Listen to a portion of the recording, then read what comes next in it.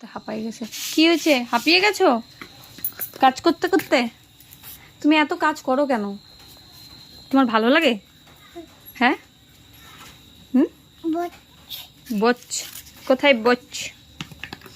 শোনা বলতো I love you. হ্যাঁ, I love you. I love you মা।